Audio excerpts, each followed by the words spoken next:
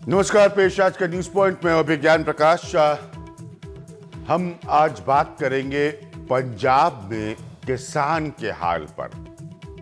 लगातार आप खबरों में दो बातें सुन रहे हैं और पढ़ रहे हैं। एक ये कि पंजाब में किसान आत्महत्या कर रहा है, दूसरा ये कि वहां की सरकार के खिलाफ इन मसलों को लेकर विरोध हो रहा है। एक बड़ी बेसिक बात आपसे शेयर करना चाहूंगा कि हमारे मन में एक धारणा है और हमेशा से रही है कि पंजाब कृषि के मामले में एक बहुत तरक्कीशुदा राज्य है, माफ करिएगा, कृषि प्रधान है। पंजाब के लहलहाते खेत, ये एक इमेज है, एक सोच आपके मन में रहती है। लेकिन हाल के महीनों में खास तौर पर बहुत बुरी स्थिति हो गई है पंजाब में। वहां पर इंक्वायरीज बैठाई गई हैं, वहां पर आंदोलन हो रहे हैं किसानों के। पंजाब की जिसकी एग्री इकोनॉमी यानी कि कृषि प्रधान अर्थव्यवस्था को बहुत मजबूत एक समय में माना जाता था, वो इस वक्त गंभीर सवालों के घेरे में है। और यही कारण है हम आज इस मसले को उठा रहे हैं, क्योंकि हमेशा मैंने आपसे कहा कि हम चर्चा करते हैं किसानों की। आप जानते हैं मैं खुद किसानों के लिए गांव देहात घूमता हूं, तो बहुत बहुत महत्वपूर्ण है पंजाब की धारणा किसानों को लेकर कैसे बदल रही है। और इससे जुड़ा हुआ सवाल है कि क्यों बदल रही है। ये आप जो आंदोलन हो रहे हैं उनकी आप तस्वीरें देख रहे हैं, ये संगरूर की तस्वीरें हैं। तो एक पॉइंट जो मैं यहां पर बताना चाहूंगा वो बहुत जरूरी है। मेरे साथ विशेषज्ञ डॉक्टर टी हक साहब मौजूद हैं कि एक एसआईटी की जांच है और उसमें जो कृषि मंत्री को लेकर बहुत सारे सवाल उठ रहे थे, उनको कृषि मंत्री को उसमें क्लीन चिट दी गई है। हम उस मसले पर आएंगे, लेकिन सबसे पहले आपको ये खास रिपोर्ट मैं दिखा रहा हूं पंजाब से। गुरुवार को 6 जगहों पर किसान रेलवे ट्रैक पर जमे रहे। नतीजतन 29 ट्रेन कैंसिल रहीं, जबकि 31 के रूट बदले गए। 51 ट्रेन अपने गंतव्य तक नहीं पहुंच पाई, जिसके चलते मुसाफिरों को भारी दिक्कत झेलनी पड़ी। लेकिन बादल सरकार के अड़ियल रवैये के चलते किसान संगठनों ने आंदोलन 2 दिन और बढ़ा दिया है। ਅਸੀਂ 8 ਕਿਸਾਨ ਜਥੇਬੰਦੀਆਂ ਵੱਲੋਂ ਫੈਸਲਾ ਕੀਤਾ ਕਿ ਅਸੀਂ ਇਹਨੂੰ ਹੋਰ 2 ਦਿਨ ਵਧਾਵਾਂਗੇ। ਸਰਕਾਰ ਦੀ ਚੁੱਪ ਤੋੜਨ ਖਾਤਰ 9 ਤੇ 10 ਤਰੀਕ ਨੂੰ ਅਸੀਂ ਇਹ ਵਿੱਚ ਲੈ ਲਿਆ। ਜਣੀ ਇਹਦਾ ਮਤਲਬ 10 ਤਰੀਕ ਨੂੰ 5 ਵਜੇ ਤੱਕ ਸਾਡਾ ਜਿੰਨੇ ਵੀ ਥਾਵਾਂ ਤੇ ਰੇਲ ਰੋਕੋ ਪ੍ਰੋਗਰਾਮ ਚੱਲ ਰਿਹਾ ਹੈ ਐਸੇ ਤਰ੍ਹਾਂ ਜਾਰੀ ਰਹੂਗਾ। बादल सरकार ने 8,000 रुपए प्रति एकड़ के हिसाब से मुआवजा तय किया है, लेकिन किसान 40,000 मांग रहे हैं। वहीं सरकार कह रही है कि उसने 600 करोड़ का पैकेज दिया है, जो ऐतिहासिक मुआवजा है। मुख्यमंत्री साहब ने कोई कसर नहीं छड़ी, मुआवजा एकदम 8,000 रुपये एकड़ दिता है, जिहड़ा हिस्टोरिक है।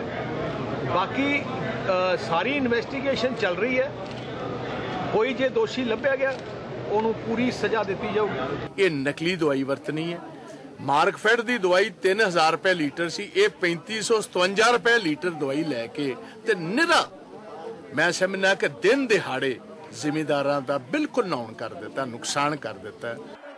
नकली कीटनाशक सप्लाई मामले में गठित एसआईटी ने कृषि मंत्री तोता सिंह को क्लीन चिट दे दी है और सारा इल्जाम निलंबित कृषि निदेशक डॉक्टर मंगल सिंह पर लगाया है। मंगल सिंह को तलवंडी साबो कोर्ट में पेश किया गया, जहां उनकी पुलिस रिमांड 2 दिन के लिए बढ़ा दी गई। चंडीगढ़ से आनंद पटेल की रिपोर्ट, एनडीटीवी इंडिया। और मेरे साथ डॉक्टर टी हक यहाँ पर मौजूद है। आप सब उनको पहले से मिल चुके हैं मेरे कार्यक्रमों में। मेरे साथ आनंद पटेल मौजूद है। आनंद, मैं सबसे पहले आपके पास जाऊंगा, थोड़ा सा और विस्तार से हमें समझाइए, क्योंकि यहां पर साफ नजर आ रहा है कि सरकार ने जो उनके कृषि मंत्री है उनको क्लीन चिट दे दी है। पंजाब का किसान इस हालत में क्यों और कैसे आ गया?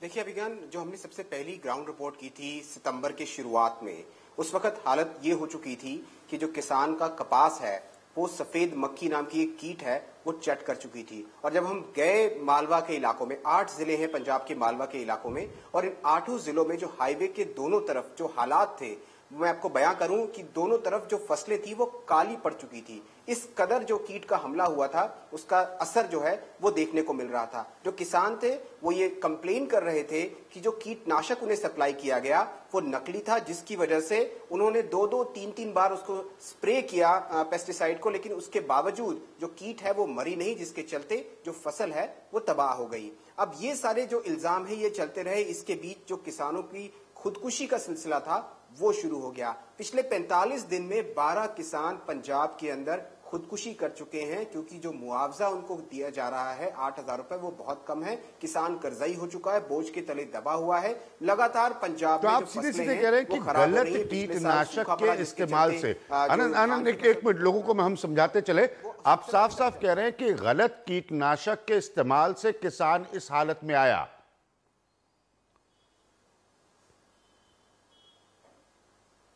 बिल्कुल बिल्कुल अभिज्ञान यही हुआ, क्योंकि किसानों ने जो ऑथराइज डीलर्स होते हैं, ये जो पेस्टिसाइड बेचा जाता है, कीटनाशक बेचा जाता है, इसके लिए ऑथराइज सरकार की तरफ से एजेंट्स नियुक्त किए जाते हैं, डीलर्स होते हैं, और किसान उन्हीं से लेते हैं ये सारी कीटनाशक, और इस कीटनाशक पर सब्सिडी दी जाती है। लेकिन जो कीटनाशक सप्लाई किया गया वो नकली था, जिसकी वजह से जो कीट है वो मरी नहीं और फसल बिल्कुल बर्बाद हो गई। उसके बाद जो जांच कमेटी बनाई गई उसमें ये पाया गया, ये जो एक्सक्लूसिव डॉक्यूमेंट्स है हमारे पास, अभिज्ञान आज हमारे हाथ लगे हैं, इस डॉक्यूमेंट्स में सिलसिलेवार तरीके से ये साबित करने की कोशिश की गई है कि ये जो पूरा घोटाला था, 33 करोड़ रुपए के कीटनाशक खरीदे गए थे जिसकी सब्सिडी देकर के किसानों को दी गई थी। तो ये पूरा घोटाला जो है, जिसमें director agriculture doctor Mangal Singh Sandhu को गिरफ्तार किया गया है, सारा इल्जाम एसआईटी ने उन पे डाल दिया है, और एक तरह से जो कृषि मंत्री हैं उनको क्लीन चिट दे दी गई है। इसमें कहा गया है, दर्शाने की कोशिश की गई है कि डायरेक्टर एग्रीकल्चर ने बिना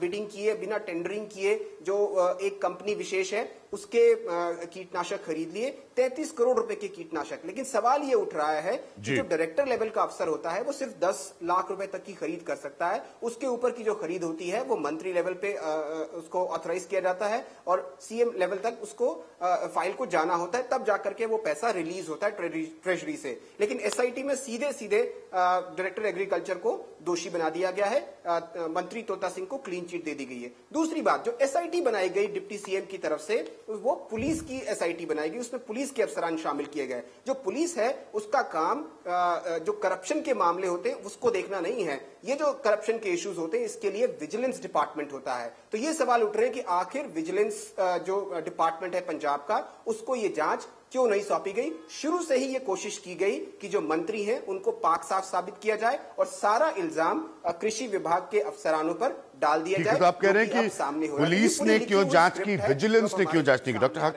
बड़ा देखिए, आनंद में आऊंगा आपके पास, आप जाइएगा नहीं, ये बड़ा गंभीर मसला है। जैसे इसलिए मैंने आनंद से कहा कि जरा विस्तार में समझाइए। मैं आपको जल्दी से एक लाइन में समझा दूं। जो बात आनंद कह रहे हैं उसका सारांश ये है, उसका सार ये है कि कीटनाशक जिन पर की सब्सिडी होती है, सब्सिडी इस मुल्क के एक बड़ी बहस का हिस्सा है, इसको मौजूदा प्रधानमंत्री भी चला रहे हैं, वो सब्सिडी जो है वो सरकार जिनको बताती है वो कीटनाशक देते हैं, और वो जो कीटनाशक किसानों को दिया गया, सब्सिडी का लाभ जिसने भी उठाया वो गलत था, वो नकली था। इसकी वजह से किसानों की फसल खराब हो गई। अब मेरा पॉइंट आप समझिए कि किसानों की फसल इस वजह से नहीं खराब हुई कि बारिश नहीं हुई, इस वजह से नहीं खराब हुई कि बारिश ज्यादा हुई, इस वजह से खराब हुई कि सरकारी सिस्टम से जो उनको कीटनाशक उपलब्ध कराया जा रहा था वो नकली था, पंजाब सरकार के सिस्टम से। डॉक्टर हक, पंजाब सरकार, आनंद का कहना है कि कृषि मंत्री को दोषी नहीं मान रही। क्या हो सकता है इस तरह की स्थिति में, क्या करे किसान? इसमें मेरे ख्याल से दो पहलू इसके। हाँ, एक तो पहली बात ये है कि एक तो करप्शन का सीधा सीधा, करप्शन तो सेकंड स्टेज में है, ठीक है। फर्स्ट स्टेज में है जब बीटी कॉटन इंट्रोड्यूस किया गया था। हाँ। और 1-2 साल पंजाब के किसानों ने काफ़ी फायदा भी उठाया उसका। तो बीटी कॉटन से एक्सपेक्ट करते थे कि पेस्ट अटैक कम होगा या नहीं होगा और पेस्टिसाइड्स का यूज़ कम होगा। अब क्या देखा गया कि अमेरिकन बॉलवर्म के अलावे बाकी जितने भी पेस्ट है उसका अटैक और ज़्यादा हो गया बीटी कॉटन में। चाहे व्हाइट फ्लाई है, चाहे मिलीबाग है, चाहे कुछ है, बीच बीच में पंजाब के फार्मर्स को इस तरह के प्रॉब्लम्स का सामना करना पड़ा और कुछ और एरियाज में भी इस तरह का इंसिडेंट्स देखा गया।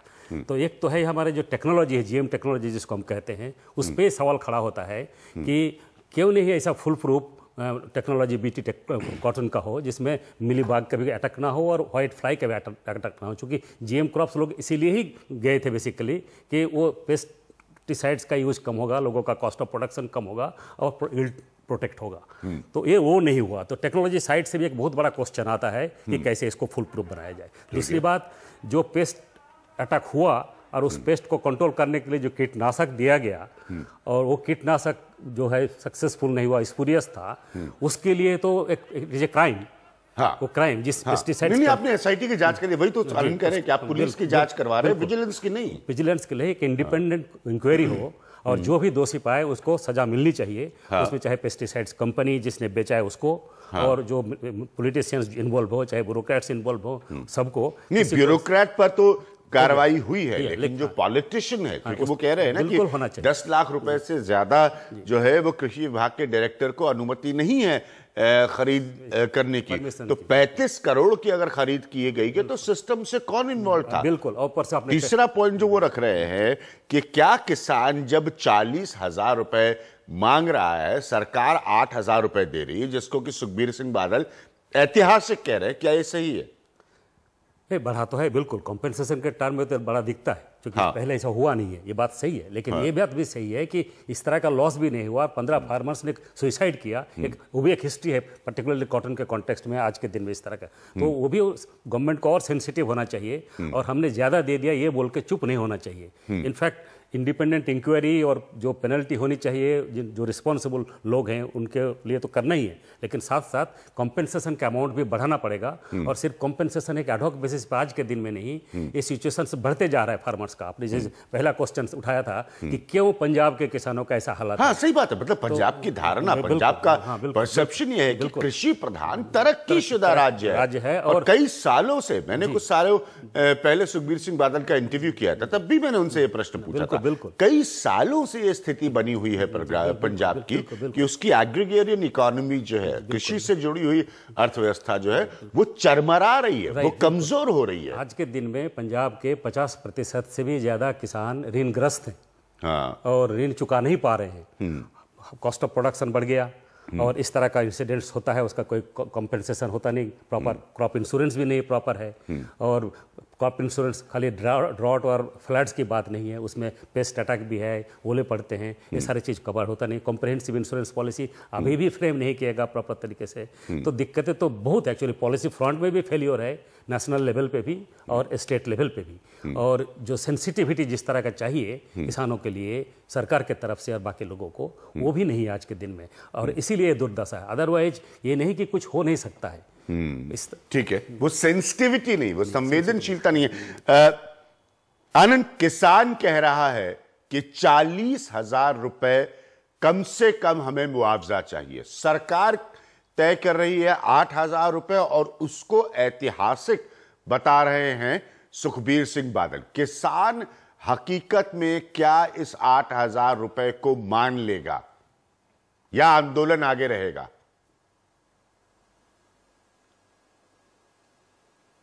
देखिए, किसानों ने तो सीधे सीधे इसको रिजेक्ट कर दिया है, जो 8,000 रुपए प्रति एकड़ मुआवजा घोषित किया बादल सरकार ने। हालांकि ये पहले के मुकाबले ज्यादा है, लेकिन ये नाकाफी है। अगर आप ग्राउंड पे जाएं, जो किसान खेती कर रहा है, एक जो कपास का किसान है, उसका जो इनपुट कॉस्ट है वो कितना है। पंजाब में आज की डेट में 1 एकड़ जमीन का जो सालाना रेंट है, जो किसान ज्यादातर, क्योंकि ज्यादातर किसान छोटे हैं, जमीनें परिवारों में बढ़ गई है, तो एक किसान के पास 2.5 एकड़, किसी के पास 3 एकड़ है, तो इसकी वजह से जो किसान है वो जमीनें ठेके पे ले रहे हैं। पंजाब में जो ठेके का रेट है इस समय 40,000 रुपए प्रति एकड़ है 1 साल का। 1 साल में 2 फसलें आती हैं उनकी मेन, या फिर किसान गेहूं लगाते हैं, या फिर गेहूं या फिर कपास लगा लेते हैं, या फिर धान लगाते हैं। तो 2 फसलें आती हैं, यानी 20,000 रुपए प्रति एकड़ हर फसल का 6 महीने पे उनको देना है। यानी 20,000 रुपए प्रति एकड़ का नुकसान तो सीधे सीधे हो गया, क्योंकि उनकी कपास की फसल मर गई। तो 20,000 के मुकाबले अगर आप सिर्फ 8,000 रुपए दे रहे हैं तो ये बहुत कम है।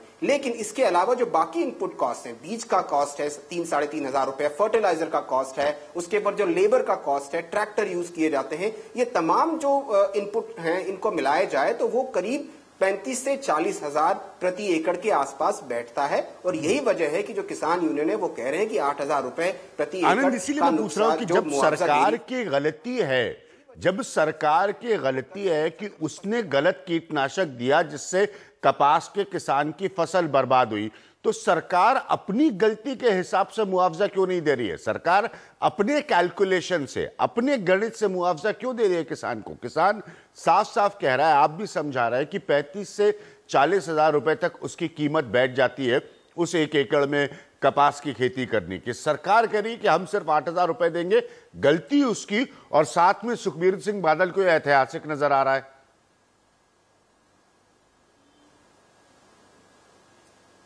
बिल्कुल यही वजह है। सरकार का जो एक अपना पैटर्न है, तरीका है, साइंटिफिक कह लें उसको या जो भी कह लें, पहले से चला आ रहा है, सरकार उसी के हिसाब से मुआवजा तय कर रही है, जो करीब 614 करोड़ रुपए बनता है जो नुकसान हुआ है। तो ये सिर्फ 614 करोड़ रुपए देकर के सरकार इस पूरी समस्या से अपना पल्ला झाड़ लेना चाहती है, जबकि ये कोई प्राकृतिक आपदा नहीं है। This is a man made, ये इंसान की बनाई हुई परेशानी है, जिसको जो पंजाब के किसान हैं मालवा बेल्ट में वो भुगत रहे हैं। ये सरकार की खामी है, सरकार की गलती है। और यही वजह है कि जो यूनियंस हैं वो पिछले 2 दिन से रेलवे ट्रैक पे बैठे हैं। वो ये कह रहे हैं कि सरकार अगर नहीं झुकेगी, सरकार का अगर यही अड़ियल रवैया रहा तो वो ये आंदोलन जारी रखेंगे। और यही वजह है कि जो आज शाम को यूनियनों की मीटिंग हुई है उसमें आंदोलन को 2 दिन और बढ़ाने का फैसला किया गया है। पंजाब की आज हालत ये है कि करीब 2 दर्जन से ज्यादा जो ट्रेनें हैं वो कैंसिल हैं। करीब 50 के आसपास ऐसी ट्रेनें हैं जिनके रूट डाइवर्ट किए गए हैं। करीब 2 दर्जन ट्रेनें ऐसे हैं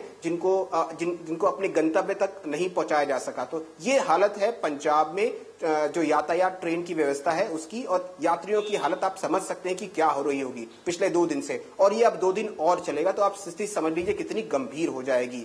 लेकिन जो किसान है वो ये कह रहे हैं कि उन्हें भी अपने बच्चों के पेट पालने, उनके शादी ब्याह करने हैं, और जिस तरीके से हालात हैं पिछले 3 सीजन से, वो भले ही प्राकृतिक आपदा हो, सूखा पड़ा, उसके बाद फसल पे पानी पड़ गया इस साल की शुरुआत में, लेकिन ये जो समस्या है ये माफिया की बनाई हुई समस्या है, पेस्टिसाइड माफिया की, और जिसके लिए सरकार सीधे सीधे तौर पे जिम्मेदार है। और उसको ये जो खामियाजा है वो भुगतना चाहिए, किसानों को ज्यादा मुआवजा देकर के।